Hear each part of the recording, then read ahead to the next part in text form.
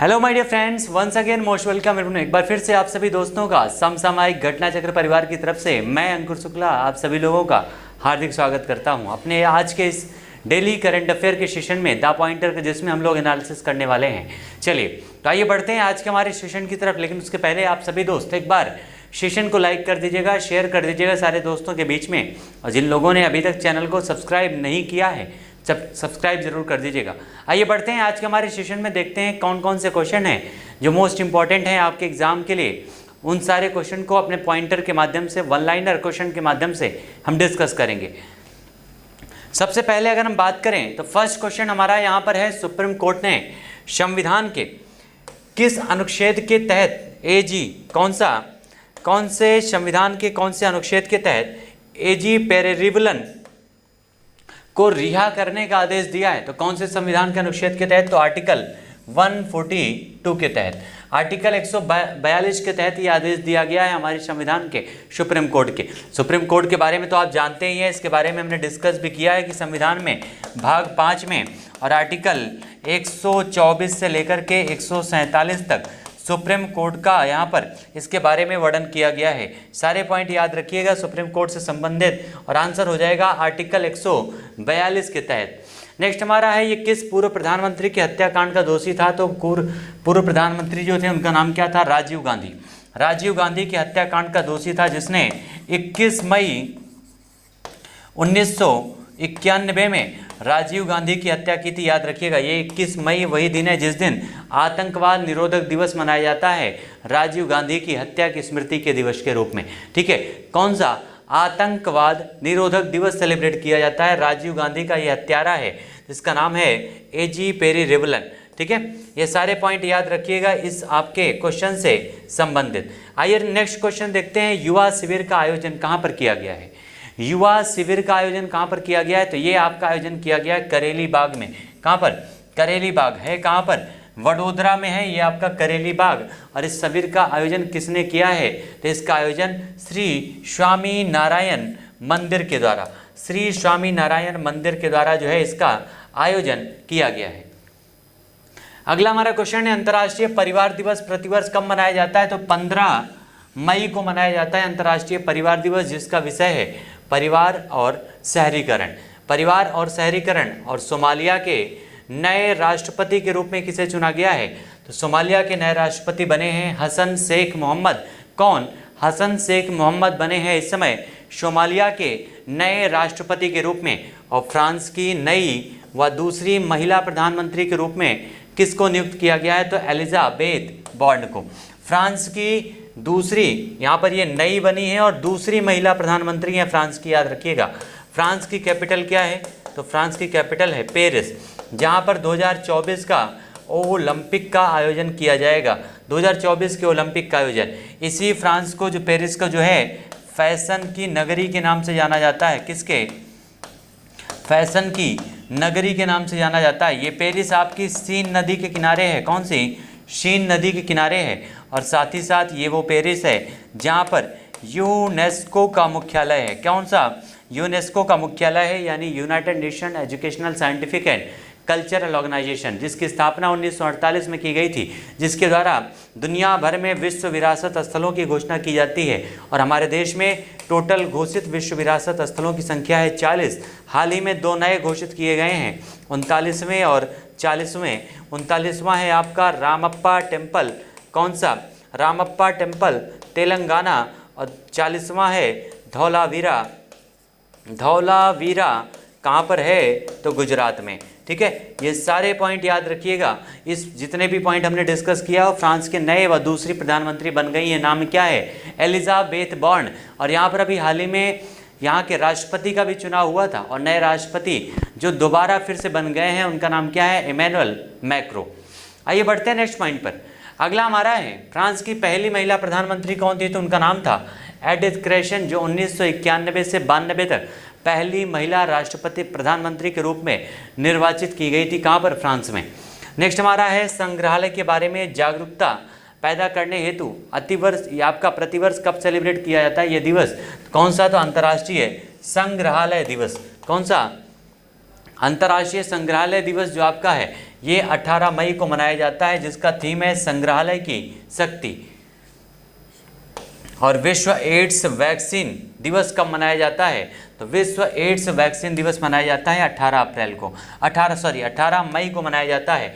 HIV virus के कारण आपका होता है एड्स, याद रखिएगा। इस दिवस को अन्य किस नाम से जाना जाता है? तो HIV वैक्सीन जागरूकता दिवस के नाम से जाना जाता है इस आपके दिवस को। उसके अलावा अगर हम बात करें तो वैक्सीन की बात है, तो वैक्सीन पूरे देश में अभी हाल ही में जो वैक्सीन का तो भंडार लगा हुआ है, क्योंकि कोरोना ने पूरी दुनिया को जो है परेशान करके रखा है। कोरोना की पहली वैक्सीन जो बनी थी उसका नाम क्या है? तो स्पुतनिक वैक्सीन। किसके द्वारा सबसे पहली वैक्सीन बनाया गया था? रशिया के द्वारा बनाया गया था। जाइकोव डी वैक्सीन किसके द्वारा बनाया गया है? तो ये भारत के द्वारा निर्मित किया गया था, याद रखिएगा। उसके अलावा कौन सा देश है जिसने 2 वर्ष तक के बच्चों को, सभी बच्चों को टीका देने के लिए एक प्रकार से घोषणा किया था पूरे देश में? तो उसका नाम है क्यूबा, पहला देश बना था, याद रखिएगा। भारत में इस समय आधिकारिक रूप से कितनी कोविड वैक्सीन है? तो उनकी संख्या टोटल कितनी है? 8 उनकी संख्या है। ये सारे पॉइंट याद रखिएगा वैक्सीन से संबंधित। एड्स का पूरा रूप क्या है? तो एक्वायर्ड इम्यूनोडिफिशियेंसी सिंड्रोम एड्स का फुल फॉर्म होता है यहाँ पर। और विविध की अगर बात करें, विविध के जो पॉइंट्स हैं आपके, BSE यानी बॉम्बे स्टॉक एक्सचेंज लिमिटेड के अध्यक्ष के रूप में अभी हाल ही में किसको चुना गया है? तो सुभाष शिवरतन मुंद्रा को। ठीक है, सुभाष शिवरतन मुंद्रा को चुना गया है अभी हाल ही में बॉम्बे स्टॉक एक्सचेंज लिमिटेड के अध्यक्ष के रूप में। और मुंबई स्थित पीरामल ग्रुप के चेयरमैन, जिन्हें महारानी द्वारा Order of the British Empire की मानद कमांडर में की पद मिला है, तो इनका नाम है अजय पीरामल। क्या नाम है? अजय पीरामल इनका नाम है। पीरामल ग्रुप के चेयरमैन हैं और इनके द्वारा ब्रिटेन की महारानी के द्वारा इन्हें Order of the British Empire का मानद कमांडर की उपाधि दी गई है। नेक्स्ट हमारा है यहाँ पर भारतीय दूरसंचार नियामक प्राधिकरण यानी ट्राई। कौन सी? ट्राई के समारोह का आयोजन किया गया है कौन से? तो रजत जयंती। रजत जयंती यानी सिल्वर जुबली मनाई गई है ट्राई की, जिसका संबोधन हमारे देश के प्राइम मिनिस्टर नरेंद्र मोदी जी के द्वारा किया गया है। इस अवसर पर राष्ट्र को क्या चीज़ें समर्पित की गई हैं प्रधानमंत्री जी के द्वारा? तो टेस्ट बेड यानी स्वदेश निर्मित 5G टेस्ट बेड समर्पित किया गया है। और ये जो 5G टेस्ट बेड है इसका विकास किसने किया है? तो IIT मद्रास के द्वारा।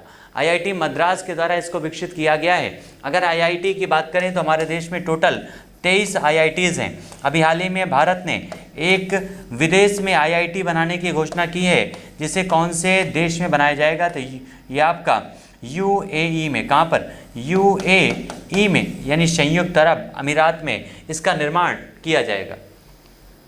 इसके विकास क्रम में शामिल अन्य जो 7 संस्थान हैं वो कौन कौन से हैं?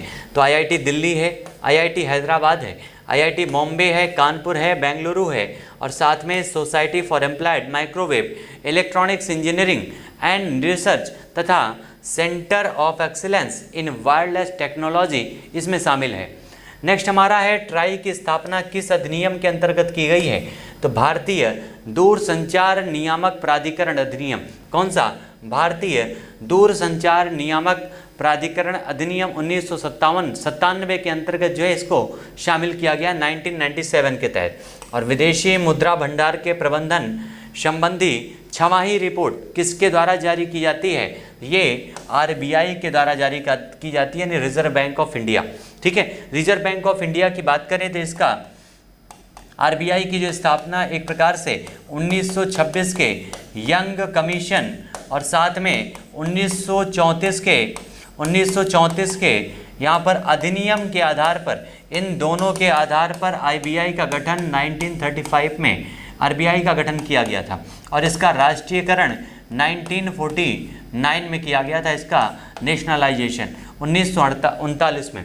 उसके अलावा अगर हम बात करें तो RBI के पहले गवर्नर जनरल कौन थे? तो उनका नाम था पहले गवर्नर का, RBI के पहले गवर्नर थे ऑसबॉर्न स्मिथ। इस समय कौन है? तो उनका नाम है यहाँ पर शक्तिकांत दास। ये सारे पॉइंट याद रखिएगा। RBI हमारे देश की एक रेगुलेटरी बॉडी होती है जो हमारे देश में मौद्रिक नीतियों का निर्धारण करती है। किसका? मौद्रिक नीतियों का निर्धारण। उसके अलावा RBI के द्वारा ही हमारे देश में जो आपके नोट और मुद्रा जो करेंसी आपकी जारी होती है और साथ में जो सिक्के जारी होते हैं, 1 रुपए की नोट को छोड़कर शेष सभी प्रकार की करेंसी किसके द्वारा जारी की जाती है? तो आरबीआई। और 1 रुपए के जो आपकी नोट होती है उस पर जो हमारे देश के सचिव होते हैं, वित्त सचिव, उनके हस्ताक्षर किए जाते हैं, उसे वित्त आयोग, वित्त मंत्रालय के द्वारा जारी किया जाता है। हाल ही में इस रिपोर्ट के किस संस्करण को जारी किया गया है? तो इसके 38वें संस्करण का जारी किया गया है अभी हाल ही में, जिसमें रिपोर्ट को प्रकाशित करने की ये आपकी जो प्रक्रिया है, ये आपकी विदेशी मुद्रा भंडार के प्रबंधन संबंधी छमाही रिपोर्ट, इसकी शुरुआत कब से की गई थी? तो हमारे देश में इसकी शुरुआत 2004 से हुई है। 38वीं इसकी रिपोर्ट है, याद रखिएगा। नेक्स्ट हमारा है 38वीं रिपोर्ट के अनुसार 29 अप्रैल 2022 तक भारत का विदेशी मुद्रा भंडार कितना है? तो ये लगभग है 597.73 बिलियन अमेरिकी डॉलर। 597.73 बिलियन अमेरिकी डॉलर है। और 37वीं रिपोर्ट के अनुसार कितना था? तो 37वीं रिपोर्ट के अनुसार 641.01 बिलियन अमेरिकी डॉलर था। वर्ष 2022 के अंत में भारत का सोने का भंडार कितना था? तो 42.55 बिलियन अमेरिकी डॉलर था भारत के सोने का भंडार। और मूल्य निर्धारण के अनुसार कुल विदेशी मुद्रा भंडार में मार्च 2022 के अंत में स्वर्ण का हिस्सा बढ़कर कितना हो चुका है? सोने का हिस्सा बढ़कर के हो चुका है 7.01%। ठीक है। नेक्स्ट हमारा है कैपेगोंडा अंतर्राष्ट्रीय हवाई अड्डा बेंगलुरु। इसका संचालन किसके द्वारा किया जाता है? तो बैंगलोर इंटरनेशनल एयरपोर्ट लिमिटेड के द्वारा। बैंगलोर इंटरनेशनल एयरपोर्ट लिमिटेड के द्वारा किया जाता है। और BIAL के ने हवाई अड्डे के पारिस्थितिक तंत्र में वन स्टॉप भुगतान समाधान, स्टॉप पेमेंट सोल्यूशन, किसके सहयोग से इसकी शुरुआत की गई है? तो इसकी जो शुरुआत है तो क्या हो जाएगा? कोटक महिंद्रा बैंक लिमिटेड और PHI कॉमर्स प्राइवेट लिमिटेड। ठीक है, PHI कॉमर्स प्राइवेट लिमिटेड, इसका आंसर हमारा हो जाएगा।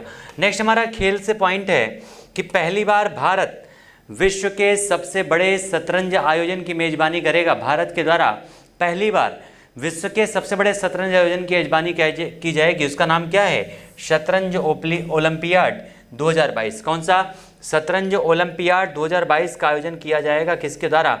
तो भारत के द्वारा। ये सारे मोस्ट इंपॉर्टेंट पॉइंट है, याद रखिएगा। नेक्स्ट हमारा है कि यह इस ओलंपियाड का कौन सा संस्करण है जिसका भारत में आयोजन किया जाएगा? तो 44वां संस्करण है। इसका आयोजन कौन करेगा? तो इंटरनेशनल शतरंज फेडरेशन के द्वारा, जिसका आयोजन भारत में चेन्नई में किया जाएगा। कहाँ पर? इसका आयोजन भारत में किया जाएगा चेन्नई में।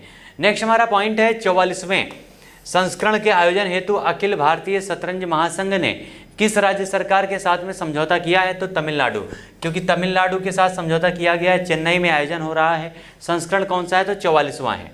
अगला हमारा क्वेश्चन है केंद्रीय मत्स्य पालन, पशुपालन तथा डेयरी मंत्रालय के द्वारा किस पर नस्लवार रिपोर्ट जारी की गई है? तो पशुधन और पोल्ट्री पर। कौन सा?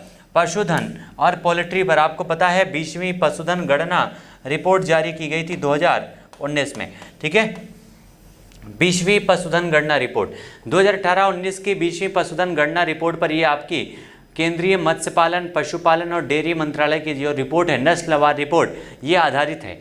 नेक्स्ट हमारा है पशुधन की नस्लवार गिनती किस संस्थान के द्वारा मान्यता प्राप्त विधियों के आधार पर किया जाता है? राष्ट्रीय पशु अनुवांशिक संसाधन ब्यूरो के द्वारा इसका जो है मूल्यांकन किया जाता है, इसी आधार पर इसकी गणना की जाती है।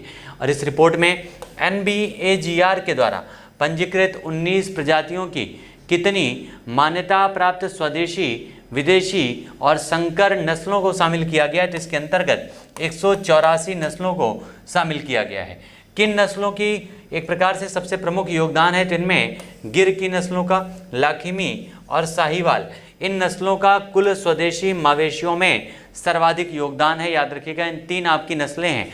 गिर की नस्ल गुजरात में पाई जाती है, लाखिमी और साहिवाल, ये सारी नस्लों का सबसे ज़्यादा योगदान है, ध्यान दीजिएगा। भैंस में किस नस्ल का सबसे ज़्यादा प्रमुख इसमें योगदान है? तो मुर्रा भैंस की। मुर्रा भैंस की जो श्रेणी है वो लगभग हमारे देश में 42.8% पाई जाती है। और किस मुर्रा नस्ल जो समानता किस राज्य में पाई जाती है? तो उत्तर प्रदेश और राजस्थान में। उत्तर प्रदेश और राजस्थान में। और आपको तो पता है उत्तर प्रदेश हमारे देश का वो राज्य है जहाँ पर सबसे ज़्यादा दुग्ध उत्पादन होता है। ठीक है, सबसे ज़्यादा दुग्ध उत्पादन कहाँ पर होता है? तो उत्तर प्रदेश में। और भेड़ में कितनी नस्लें पाई जाती हैं? तो भेड़ के 3 विदेशी और 26 देसी नस्लें पाई जाती हैं भेड़ में। बकरी को आपको पता है गरीब की गाय कहा जाता है, ये पॉइंट भी ध्यान रखिएगा। ठीक है, बकरी को गरीब की गाय कहा जाता है। भेड़ में शुद्ध विदेशी नस्लों में किस नस्ल का प्रमुख योगदान है सबसे ज़्यादा? तो प्रमुख योगदान है कोरिडेल नस्ल का, जो भेड़ की नस्ल है। और भेड़ में देशी नस्लों में 20% हिस्सेदारी के साथ श्रेणी में सर्वाधिक योगदान कौन सी देती है? तो उसका नाम है नेल्लौर। बकरियों में देश में कितनी देशी नस्लें पाई जाती हैं? तो 28 नस्लें पाई जाती हैं। और सर्वाधिक योगदान किस नस्ल का है? तो ब्लैक बंगाल नस्ल। सबसे ज़्यादा योगदान किस नस्ल का है बकरियों में? तो ब्लैक बंगाल नस्ल 18.6% की यहाँ पर पॉपुलेशन है इस पशुधन गणना में। और ऊँट में कौन सी नस्ल का प्रमुख योगदान है? तो बीकानेरी नस्ल का लगभग 29.6%। अगला हमारा क्वेश्चन है, हाल ही में किस राज्य में नंजरायन टैंक को अपना 17वां पक्षी अभ्यारण्य घोषित किया गया? कौन से राज्य के द्वारा? तो ये तमिलनाडु के द्वारा घोषित किया गया है। ये तमिलनाडु वही राज्य है जहाँ पर अभी हाल ही में एक आपका जो पार्क है जिसका नाम है सत्यमंगलम टाइगर रिजर्व। कौन सा? Sathyamangalam tiger reserve. इसी को TX2 पुरस्कार से सम्मानित किया गया है। तमिलनाडु वो राज्य है जहाँ पर फिर से मुख्यमंत्री बने हैं जिनका नाम है MK स्टैलिन। MK स्टैलिन यहाँ के मुख्यमंत्री हैं। चेन्नई यहाँ की कैपिटल है जहाँ पर ओलंपियाड 2022 शतरंज का आयोजित होने वाला है। यही तमिलनाडु है जहाँ पर अभी हाल ही में डुगोंग संरक्षण केंद्र स्थापित किया गया है। कौन सा? डुगोंग संरक्षण केंद्र स्थापित किया गया है तमिलनाडु में। ठीक है, और एक वाद्य यंत्र के तमिलनाडु के जो है अभी हाल ही में GI टैग प्रदान किया गया है। ठीक है, तमिलनाडु के द्वारा ही समानता दिवस मनाने की घोषणा की गई है। ये सारे पॉइंट याद रखिएगा तमिलनाडु के प्रश्न से संबंधित। तमिलनाडु के वर्तमान राज्यपाल कौन है? तो उनका नाम है रविंद्र नारायण रवि। इस समय वर्तमान राज्यपाल हैं तमिलनाडु के। अगला हमारा है, हाल ही में विदेशी मुद्रा प्रबंधन पर अर्धवार्षिक रिपोर्ट अक्टूबर 2021 से मार्च 2022 तक किसने जारी किया है? किसके द्वारा? तो भारतीय रिजर्व बैंक RBI के द्वारा इसको जारी किया गया है। और इस रिपोर्ट के अनुसार मार्च 2022 के अंत में विदेशी मुद्रा भंडार कितने बिलियन डॉलर रहा है? तो total 607.31 billion dollar, 607.31 billion dollar रहा है विदेशी मुद्रा भंडार हमारे देश में। अगला हमारा है, बेंगलोर इंटरनेशनल एयरपोर्ट लिमिटेड ने अपनी तरह का पहला वन स्टॉप भुगतान समाधान प्रदान करने के लिए किसके साथ में समझौता किया है? तो कोटक महिंद्रा बैंक और कॉमर्स प्राइवेट लिमिटेड के साथ में ये समझौता किया गया है। और हाल ही में ग्रीन एफोर्डेबल होम लोन प्रदान करने के लिए एशियाई विकास बैंक ने किसके साथ समझौता किया है? तो IIFL होम फाइनेंस लिमिटेड के साथ में। एशियाई विकास बैंक यानी इसको कहते हैं ADB यानी एशियन डेवलपमेंट बैंक, जिसकी स्थापना 1966 में हुई थी। टोटल मेंबर इसके 68 हैं। इसकी जो हेडक्वार्टर है वो है मनीला में। कहाँ पर? मनीला फिलीपींस की कैपिटल है, याद रखिएगा। यहीं पर इसका हेडक्वार्टर है मनीला में एशियाई विकास बैंक का। ठीक है, नेक्स्ट हमारा है ग्रीन एफोर्डेबल लोन किस राज्य में दिया जाएगा? ग्रीन एफोर्डेबल लोन कौन से राज्य में दिया जाएगा? तो ये दिया जाएगा आंध्र प्रदेश में। आंध्र प्रदेश अभी हाल ही में वो राज्य है जहाँ पर 13 नए जिलों का निर्माण किया गया है। इस समय आंध्र प्रदेश में टोटल जिलों की संख्या हो चुकी है कितनी? तो 26। पहले कितने थे? 13 थे, अब नए 13 बने हैं यानी 26 हो चुकी है। आंध्र प्रदेश ही वो राज्य है जहाँ पर अभी हाल ही में अपनी विधान परिषद को समाप्त करने का प्रस्ताव पास किया गया है विधानसभा में। उसके अलावा ये पॉइंट यहाँ पर मोस्ट इंपॉर्टेंट है कि आंध्र प्रदेश के द्वारा समाप्त करने का प्रस्ताव पास किया गया है, लेकिन बिना संसद की अनुमति के खत्म नहीं होगी। उसी प्रकार से पश्चिम बंगाल में विधान परिषद बनाने का प्रस्ताव पास किया गया है। दोनों पॉइंट याद रखिएगा। ठीक है, आंध्र प्रदेश के मुख्यमंत्री जगन मोहन रेड्डी हैं। इसकी कैपिटल क्या है? तो अमरावती। अमरावती इसकी कैपिटल है, याद रखिएगा। क्योंकि यहाँ पर जो कैपिटल पहले थी हैदराबाद, वो है अब तेलंगाना राज्य, जो 2014 से आंध्र प्रदेश से अलग हो चुका है। ये सारे पॉइंट याद रखिएगा आंध्र प्रदेश से संबंधित। आइए बढ़ते हैं नेक्स्ट पॉइंट पर। अगला हमारा है ग्रीन अफोर्डेबल लोन का लक्ष्य कब तक है? तो ये वर्ष 2025 तक 7200 करोड़ रुपए के लोन दिए जाने का लक्ष्य रखा गया है। और अभी हाल ही में कौन से राज्य में कैदियों को ऋण दिए जाने की सुविधा शुरू की गई है, एक योजना शुरुआत की गई है, तो किसके द्वारा? तो महाराष्ट्र की सरकार के द्वारा इस योजना की शुरुआत की गई थी। हाल ही में order of the British empire award, ये क्वेश्चन हम डिस्कस कर चुके हैं, अजय पीरामल को, जो पीरामल ग्रुप के चेयरमैन है, याद रखिएगा, उन्हीं को दिया गया है। और बॉम्बे स्टॉक एक्सचेंज यानी BSE का हाल ही में अध्यक्ष किसे नियुक्त किया गया है? तो सुभाष शिवरतन मुंद्रा को, जो पूर्व डिप्टी गवर्नर थे RBI के। नेक्स्ट हमारा है स्वदेशी फ्रंटलाइन युद्धपोत, नाम क्या है? INS सूरत और INS उदयगिरी। इन दोनों का शुभारंभ किसने किया है? तो इसका शुभारंभ हमारे देश के रक्षा मंत्री राजनाथ सिंह जी के द्वारा किया गया। किसके द्वारा? हमारे देश के रक्षा मंत्री राजनाथ सिंह जी के द्वारा इसका शुभारंभ किया गया है। भारतीय नौसेना के जहाज INS सूरत और उदयगिरी का अनावरण कहाँ पर किया गया? तो मुंबई महाराष्ट्र में इसका अनावरण किया गया है। और हाल ही में पृथ्वी के ऊपरी वायुमंडल का अध्ययन करने के लिए कौन से मिशन को लॉन्च किया गया है? तो दिशा LH मिशन को। किसको? दिशा LH मिशन को लॉन्च किया गया है पृथ्वी के ऊपरी वायुमंडल का अध्ययन करने के लिए। अगर हम बात करें पृथ्वी के ऊपरी वायुमंडल की, तो आपको पता है पृथ्वी जो हमारी है, अर्थ को, इसको कई सारे मंडलों में ऊपर इसका वायुमंडल डिवाइड है, जिसमें जो सबसे निचला मंडल होता है उसको हम कहते हैं क्षोभ मंडल। कौन सा? क्षोभ मंडल के नाम से जानते हैं। उसके बाद जो दूसरा मंडल होता है, जो एक प्रकार से जिसमें ओजोन परत पाई जाती है। कौन सी? ओजोन परत पाई जाती है, याद रखिएगा, ओजोन परत पाई जाती है, इसको कहते हैं समताप मंडल।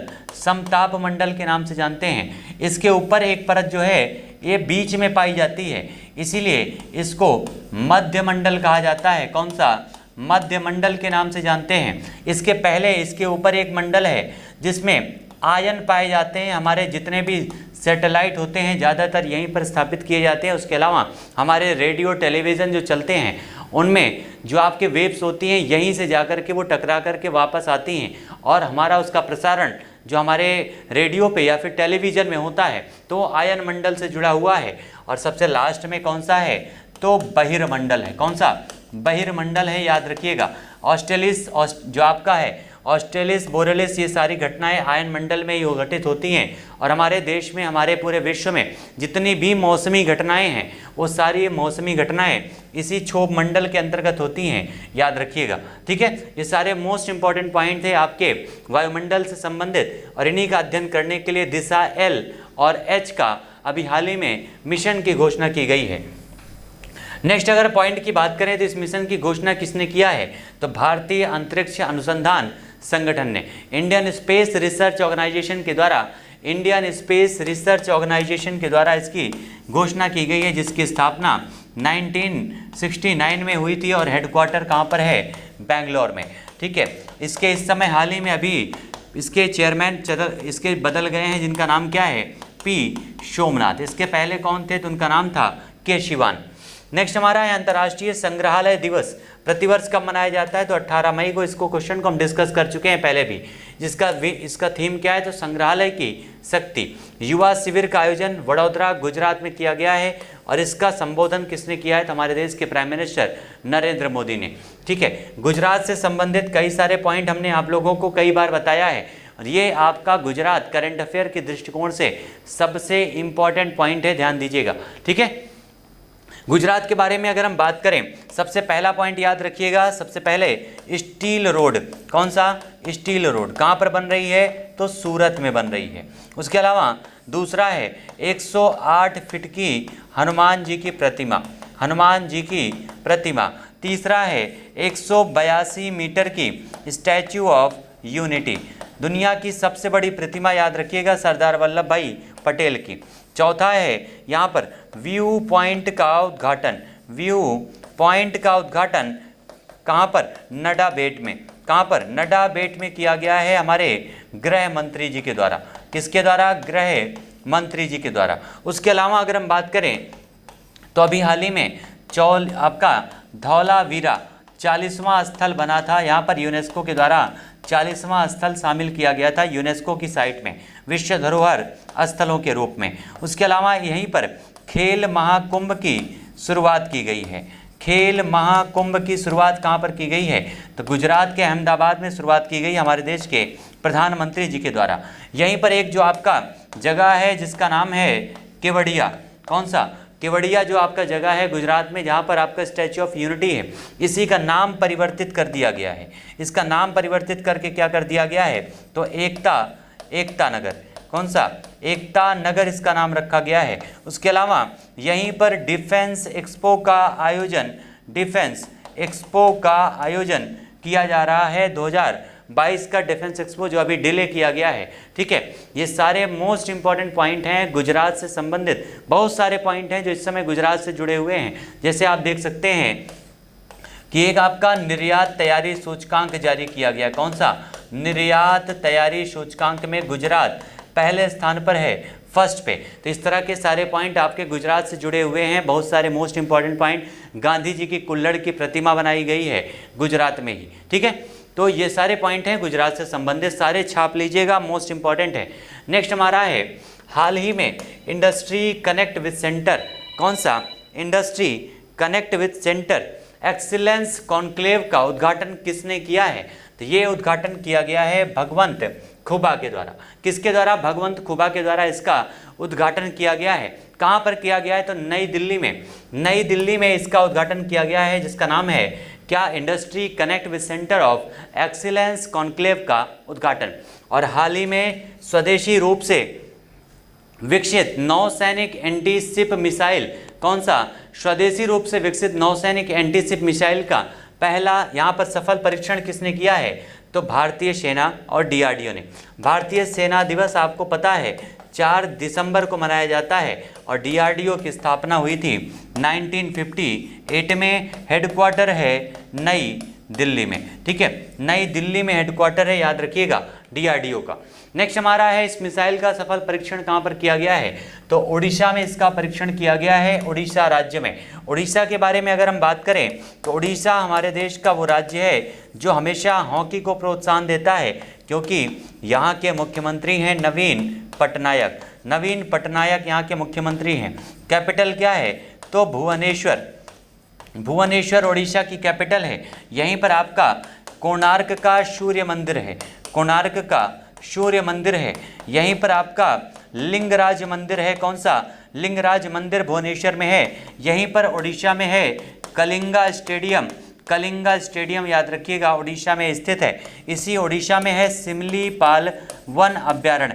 सिमलीपाल वन अभ्यारण्य इसी उड़ीसा में है। ये सारे मोस्ट इंपॉर्टेंट पॉइंट हैं उड़ीसा से संबंधित, याद रखिएगा। और ये आपका परीक्षण उड़ीसा में किया गया है। ठीक है, चांदीपुर आपका जहाँ से कई सारे परीक्षण किए जाते हैं वो भी कहाँ पर? उड़ीसा में है। युवा पर्यटन क्लब स्थापित करने की पहल कौन से मंत्रालय के द्वारा की गई है? तो पर्यटन मंत्रालय के द्वारा। ठीक है, पर्यटन मंत्रालय के द्वारा किया गया, जिसका उद्देश्य है भारतीय पर्यटन के युवा राजदूतों को प्रोत्साहित और उनका विकास करना, इसका मुख्य उद्देश्य है। हाल ही में भारत यूएई आर्थिक भागीदारी सम्मेलन का आयोजन कहाँ पर किया गया है? तो इसका आयोजन महाराष्ट्र भारत में किया गया है। महाराष्ट्र यानी जिसकी कैपिटल हमारे देश में, ये आपका महाराष्ट्र जो है तीसरे स्थान पर है एरिया में। इसका जो कैपिटल है उसका नाम है मुंबई, जिसे हमारे देश की औद्योगिक राजधानी के नाम से जाना जाता है। महाराष्ट्र के मुख्यमंत्री उद्धव ठाकरे हैं और यहाँ की जो गवर्नमेंट है वो 3 अलग अलग पार्टियों के गठबंधन के माध्यम से बनी है, जिनका नाम है एनसीपी, कांग्रेस और साथ में शिवसेना। ठीक है, उसके अलावा महाराष्ट्र की बात करें तो बहुत सारे पर्यटक स्थल हैं महाराष्ट्र में, जिनमें आप कई सारी गुफाओं का नाम सुनते हैं जो हमारे मध्यकालीन भारत से जुड़े हुए हैं, जिनमें अजंता की गुफाएं, एलोरा की गुफाएं और एलिफेंटा की गुफाएं हैं। इसी महाराष्ट्र में दैमाबाद नाम का एक सिंधुकालीन स्थल भी है, जो सिंधु घाटी का सबसे दक्षिणतम स्थल है, जो प्रवरा नदी के किनारे स्थित है। इसी महाराष्ट्र में यहाँ पर मुंबई हाई नाम का एक स्थल है, जहाँ से पेट्रोलियम का खनन किया जाता है। ये सारे पॉइंट याद रखिएगा महाराष्ट्र से संबंधित। और महाराष्ट्र सरकार के द्वारा ही कैदियों को ऋण देने की सुविधा अभी हाल ही में एक योजना का प्रारंभ किया गया था। इस सम्मेलन में इसका इसका क्या है, भारत यूएई स्टार्टअप ब्रिज का शुभारंभ किसने किया है? तो पीयूष गोयल ने। कौन है? तो हमारे व्यापार मंत्री या वाणिज्य मंत्री हैं पीयूष गोयल, उन्हीं के द्वारा किया गया है। और संयुक्त अरब अमीरात का किसी देश के साथ ये कौन सा ब्रिज प्लेटफॉर्म है? तो ये पहली बार आयोजित किया गया पहला ब्रिज प्लेटफॉर्म है, याद रखिएगा। संयुक्त अरब अमीरात का किसी देश के साथ, किसी देश क्या, भारत के साथ ये कह सकते हैं, ठीक है। तो किसी देश का मतलब होता है कि अन्य किसी देश के साथ अभी इस प्रकार का कोई भी प्लेटफॉर्म यूएई के साथ नहीं हुआ है। नेक्स्ट हमारा है, हाल ही में किस मंत्रालय ने पूंजीगत सामान योजना के संवर्धन के लिए राष्ट्रीय अनुसंधान विकास निगम एनआरडीसी के साथ में समझौता किया है? तो कौन सा? तो भारी उद्योग मंत्रालय। कौन सा? भारी उद्योग मंत्रालय। और हाल ही में ड्रोन और फ्लाइंग कारों के लिए दुनिया का पहला हवाई अड्डा कहाँ पर खोला गया है? ड्रोन और फ्लाइंग कारों के लिए दुनिया का पहला हवाई अड्डा ब्रिटेन में खोला गया है। याद रखिएगा, ये मोस्ट इंपॉर्टेंट क्वेश्चन है आपका। और आपको तो पता है कौन से देश में सिविलियन क्षेत्रों के लिए जो ड्रोन है उसके प्रतिबंध को समाप्त कर दिया गया है? तो इजराइल में किया गया है। कौन से देश में ड्रोन के लिए नया नियम लागू किया गया है? तो हमारे भारत में लागू किया गया है। और हमारे देश में कौन सा राज्य है जहां पर ड्रोन के माध्यम से मेडिकल जो आपकी सेवाएं हैं या दवाओं का या वैक्सीन्स का वितरण किया गया है? तो वो तेलंगाना में किया गया है। मेडिसिन फ्रॉम द स्काई पहल के तहत कौन से राज्य में हमारे देश के ड्रोन के माध्यम से उर्वरकों तथा बीजों का छिड़काव किया गया है, शुरू किया गया है? तो ये शुरू की गई है छत्तीसगढ़ में। तो ये सारे पॉइंट याद रखिएगा। ड्रोन स्कूल कहाँ पर खोलने की घोषणा की गई है? तो मध्य प्रदेश में, ग्वालियर में, ठीक है। आंसर हो जाएगा, दुनिया का पहला हवाई अड्डा बना है फ्लाइंग, यहाँ पर ड्रोन और फ्लाइंग कारों के लिए, तो ये आपका ब्रिटेन बना है। और हाल ही में किस राज्य केंद्र शासित प्रदेश ने अपनी तरह का पहला पक्षी महोत्सव आयोजित किया गया है? तो कहाँ पर? तो ये पक्षी महोत्सव आयोजित किया है जम्मू कश्मीर में, ठीक है। जम्मू कश्मीर की बात करें तो यहाँ की कैपिटल क्या है? तो कैपिटल है श्रीनगर, जम्मू कश्मीर की। अभी हाल ही में 2019 में जम्मू कश्मीर को लद्दाख से अलग करके यूनियन टेरिटरी बना दिया गया था। कौन सा? Union territory. यूनियन टेरिटरी की संख्या हमारे देश में इस समय टोटल कितनी है? तो 8 है। ये जम्मू कश्मीर कितने देशों को टच करता है? तो वैसे तो पाकिस्तान और अफगानिस्तान को टच करता है, लेकिन इस समय जो अफगानिस्तान का क्षेत्र है वो पीओके के अंतर्गत आता है, जो इस समय पाकिस्तान ऑक्युपाइड कश्मीर में है, यानी पाकिस्तान के कब्जे में है, ठीक है। नेक्स्ट अगर हम बात करें तो इसी जम्मू कश्मीर में डल झील है, इसी जम्मू कश्मीर में बूलर झील है, इसी जम्मू कश्मीर में नाग झील है, शेषनाग झील है, बैरी नाग झील है, नागिन झील है। जितने नाग और नागिन हैं सब ये जम्मू कश्मीर में ही, याद रखिएगा। और इस जम्मू कश्मीर अभी फिर से चर्चा में है, क्योंकि फिर से 1990 का जो दौर था फिर से शुरुआत हो चुकी है। अभी हाल ही में कई सारे हिंदुओं की हत्या लगातार बढ़ गई है जम्मू कश्मीर में, जो बहुत ही गलत है और ये सुधरना चाहिए। जिम्मेदारी हमारे देश के नौजवानों पर, हमारे देश के सैनिकों पर है, किस तरह से खात्मा करेंगे ऑपरेशन समाप्ति, क्योंकि वहाँ पर आतंकवादियों के द्वारा इस समय लगातार टारगेट किया जा रहा है वहाँ पर रहने वाले कश्मीरी हिंदुओं को। तो आंसर हमारा क्या हो जाएगा? जम्मू कश्मीर। ये पहला पक्षी महोत्सव आयोजित किया गया है। लेकिन अगर यहीं पर ये पूछ लिया जाए पहला पक्षी एटलस कौन से राज्य के द्वारा जारी किया गया है, तो पहला हमारे देश का सबसे पहला पक्षी एटलस ये जारी किया गया था केरल के द्वारा। कौन से राज्य के द्वारा? तो केरल के द्वारा जारी किया गया था पहला पक्षी एटलस। अगला हमारा है, हाल ही के दिनों में क्वाड लीडर्स समिट का आयोजन कहाँ पर किया गया है? क्वाड लीडर समिट कहाँ पर? टोक्यो में आयोजित किया गया है। क्वाड लीडर समिट का चौथा यहाँ पर सम्मेलन है, याद रखिएगा। कौन सा? चौथा सम्मेलन है। अभी तक 4 सम्मेलन हुए हैं क्वाड के, जिनमें से पहला वर्चुअल हुआ था। यहाँ पर पहला जो है उसका आयोजन वर्चुअल किया गया था। दूसरे का आयोजन व्यक्तिगत रूप से किया गया था। कहाँ पर? तो वॉशिंगटन डीसी अमेरिका में। तीसरा फिर से वर्चुअल हुआ था कोरोना के कारण। और चौथे का आयोजन कहाँ पर किया गया है? तो टोक्यो में किया गया है इस आपके क्वाड समिट को। क्वाड में कितने देश हैं? तो क्वाड का मतलब क्वाड्रिलेटरल, यानी 4 देश हैं। वो 4 देश कौन कौन से हैं? तो भारत, ऑस्ट्रेलिया, अमेरिका और जापान। और यही वो 4 देश हैं जिनके द्वारा आयोजित किया जाता है मालाबार युद्ध अभ्यास, ठीक है। मालाबार युद्धाभ्यास। मालाबार युद्धाभ्यास में जो आपका ऑस्ट्रेलिया है ये तो 2020 में शामिल हुआ था, जापान इसमें 2015 में शामिल हुआ था और इसका आयोजन भारत और अमेरिका के बीच में 1992 से किया जा रहा है। ठीक है, नेक्स्ट हमारा है देश के 29वें थल सेना प्रमुख के रूप में किसने पदभार ग्रहण किया है? तो जनरल मनोज पांडे ने। किसके स्थान पर? तो मनोज मुकुंद नरवणे के स्थान पर इन्होंने पदभार ग्रहण किया है जनरल मनोज पांडे ने। और मत्स्य पालन और जलीय कृषि में हालिया तकनीकी और प्रौद्योगिकी पर वेबिनार कब आयोजित किया गया है? तो 25 से 30 अप्रैल 2022 के बीच में ये वेबिनार का आयोजन किया गया है। और याद रखिएगा, कृषि के लिए एक बैंक की स्थापना की गई है जिसका नाम है नाबार्ड। क्या नाम है? नाबार्ड इसका नाम है, याद रखिएगा। National bank for agriculture and rural development इसका नाम है, जिसकी स्थापना की गई थी 1982 में। ठीक है, 1982 में स्थापित की गई थी। कृषि के लिए विशेष रूप से इसका स्थापना किया गया। इसका आयोजन किस अभियान के तहत हुआ है? इस आपके वेबिनार का, तो किसान भागीदारी प्राथमिकता हमारी, इसी अभियान के तहत इसका आयोजन किया गया है। और सभी 8 पूर्वोत्तर राज्यों में पूर्वोत्तर महोत्सव का आयोजन कब किया गया है? तो 28 अप्रैल से 4 मई 2022 तक। पूर्वोत्तर महोत्सव की थीम क्या है? तो पूर्वोत्तर के विकास में महिलाओं की भूमिका इसका मुख्य थीम रखा गया है। और इसे भारत सरकार के किस मंत्रालय के तहत आयोजित किया गया है? तो इसे भारत सरकार के पूर्वोत्तर क्षेत्र विकास मंत्रालय के द्वारा इसका आयोजन किया गया है।